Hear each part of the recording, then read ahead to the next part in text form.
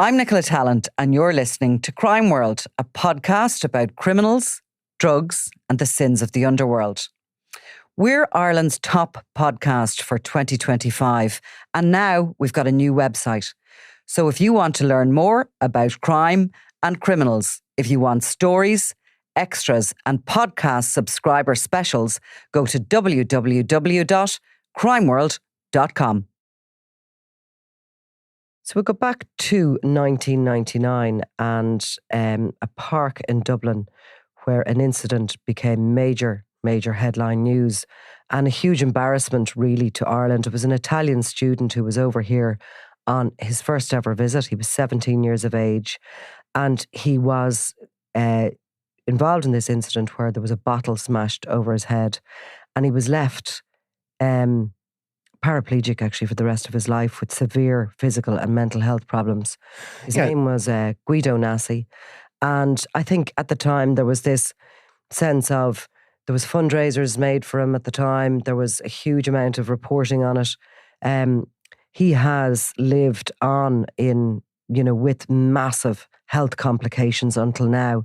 And he just died, I think, after Christmas. Yeah. After 2 major cardiac arrests.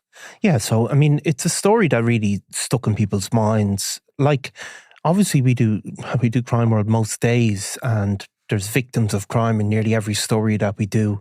But there's some cases that really, hit people in a different way. And the case of Guido Nasi was absolutely one of them. What had happened was he was an Italian secondary school student, a 17-year-old, and he was over in Ireland basically to learn a bit of English. He was 17 at the time. He was down in Fairview Park. People will know it well. There's a lot of gigs go on there, but there's always been a bit of antisocial behaviour there as well. He was down there with friends. He was a big guy, 6 foot, but, a teenager. And somebody had stolen his wallet and he chased after them to try and get his wallet back. A guy called James Osborne had seen this happen. James Osborne was significantly older. I think he was 31 at the time. So he was anything but a young man. And he followed Guido then, hit him over the head with a bottle and caused these catastrophic injuries.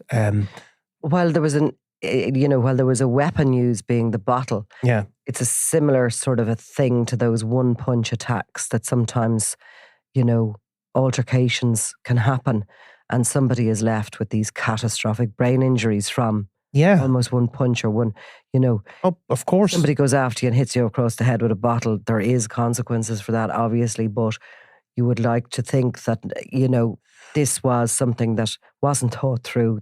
No, I mean, look, there's a couple of ways to look at this, and these are the ways that the criminal justice system look at these things. For example, the one-punch attacks that you talk about, they look at it in the first way is that if you punch somebody in the head, you should have the knowledge that they can suffer very serious injuries. Yeah.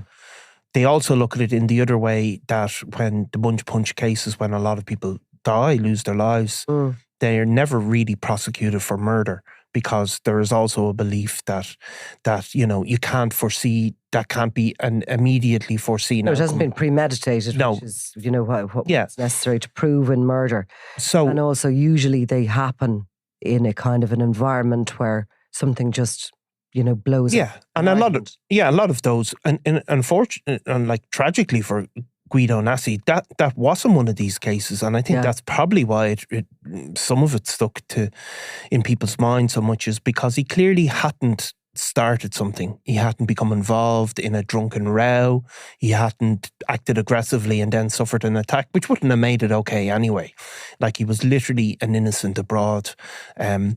Seemed, by all accounts, to be a really sort of cheerful, well-liked person, and the injuries were absolutely so catastrophic. I mean, he ended up in a wheelchair, obviously, and people will have seen the pictures. He came back to Ireland on a number of occasions and was pictured in the wheelchair. But he also He also was hosted in the Oris by Michael D. Higgins as recently as April 2019. And where the president at the time, the sitting president, praised his forgiveness and his courage. And that came out in the story very much. It did. Guido was living with his mother, Simonetta, in Turin. in an apartment, and she cared for him up until when she died in 2020. I don't know what or who has cared for him since, but he, she really, because of the way her son was left, spent the rest of her life as his full-time carer. Yeah, because he needed round-the-clock care. Yeah. Like, it wasn't, he needed to be helped with absolutely everything. And for a young man at the very beginning of his adult life to suffer that sort of injury, like, it does strike people. And obviously then James Osborne, who was 31, so it wasn't even a case of I suppose. So was he brought before the courts in relation to that? Yes, he was brought before the courts, and he was sentenced to 8.5 years in prison in 2001. And, he obviously became, certainly probably his name over time, maybe wasn't on the tip of people's tongues, but it was never forgotten. And Guido and his family would talk to the papers regularly on anniversaries. I think there was some fundraisers done at times. He did come back to Ireland on a few occasions. So it was constantly in the papers.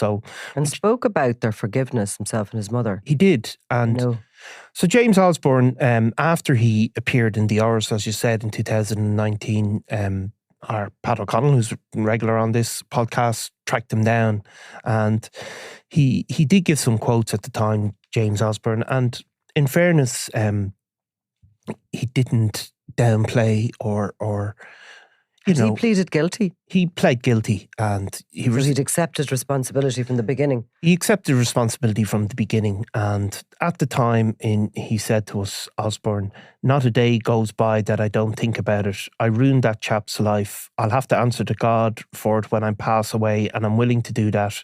I didn't mean for Guido's injuries to happen." And then he went on later points saying, "I pleaded guilty because I didn't mean to do it. I'm very sorry over it.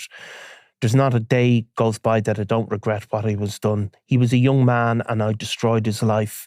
I've wasted my life over it, but more importantly, I wasted his. I'm so sorry over what happened, but I can't take it back. I was an alcoholic and I was on drugs, but the only thing I'm on now is cigarettes. I'm off the drink and everything else."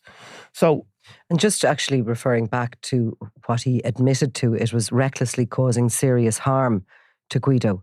Yeah. And Judge Elizabeth Dunn during the case said she could accept that Osborne, who was an alcoholic and drunk at the time, could have thought that Guido, who was 6'1", who was chasing the thief, was, bullying the considerably shorter man. This is obviously the defence he put up. Yeah. But he believed that Guido was the kind of offender in that case. Yeah. But she said there was no justification for his admission that he followed Guido before hitting him with the beer bottle. Yeah. Now, he was laid to rest this week, Guido, and in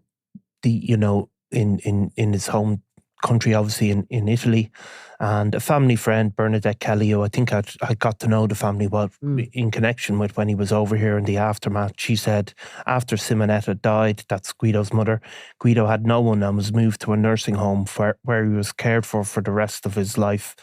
It's very appropriate that Guido has been laid to rest with his mother. After all the suffering he went through in life, he's finally found peace.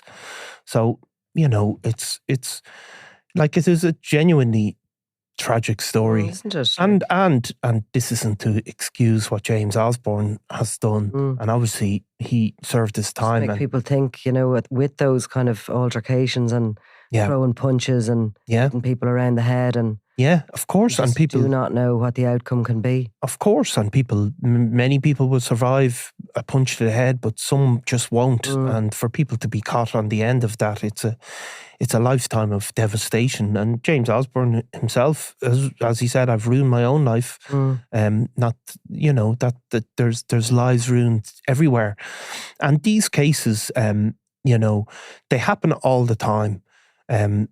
I think it's something about the fact that Guido was a young man and, was blameless, but really they happen across the country all the time, and not all of them get that level of attention. Very, very tragic. Okay. Thanks, Niall. Thanks, Nicola.